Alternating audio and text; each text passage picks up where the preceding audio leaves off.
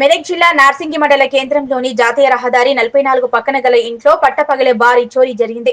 గ్రామానికి చెందిన RTC driver Bondla Srinivas అనే వ్యక్తి తన ఇంటికి తాళం వేసి ఉదయం తన వ్యవసాయ పనుల నిమిత్తం కుటుంబ సభ్యులతో కలిసి వెళ్లాడు. మధ్యాహ్నం 2 గంటల ప్రాంతంలో ఇంటికి వచ్చి చూసేసరికి తాళాలు ధ్వంసం చేసి ఉన్నాయి. దీంతో బాధితుడు పోలీసులకు ఫిర్యాదు చేశారు. ఘటనా స్థలానికి చేరుకున్న డీఎస్పీ నరేందర్ గౌడ్ విచారణ చేపట్టారు. క్లూస్ టీమ్ తో విచారణ చేపట్టినట్లు డీఎస్పీ తెలిపారు. ఆయనతో పాటు రామేంపేట ఎస్ఐ వెంకట్ రాజా గౌడ్, తూప్రం సిఐ రంగాకృష్ణ, ఎస్ఐ అహ్మద్ మోనుద్దీన్ ఉన్నారు. 11 లక్షల రూపాయల నగదు, 3.5 తులాల బంగారం వెతికినట్లు బాధితులు ఆర్టీసీ డ్రైవర్ బోండ్ల శ్రీనివాస్ తెలిపారు. బాధితుడు ఇచ్చిన ఫిర్యాదు మేరకు పోలీసులు కేసు నమోదు చేసి దర్యాప్తు చేస్తున్నామన్నారు. పోలీసులు ప్రతిరోజు పెట్రోలింగ్ నిర్వహించాలని గ్రామస్తులు కోరుతున్నారు. శ్రీనివాస్, నేను ఆర్టీసీ డ్రైవర్.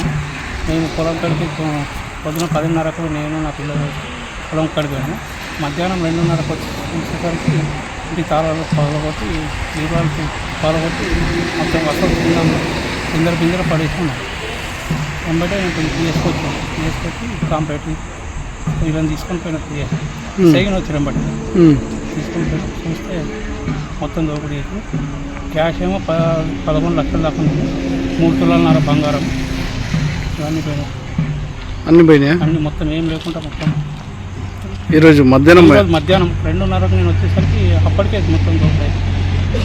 10:30 నుంచి 2:30 వరకు మధ్యలోనే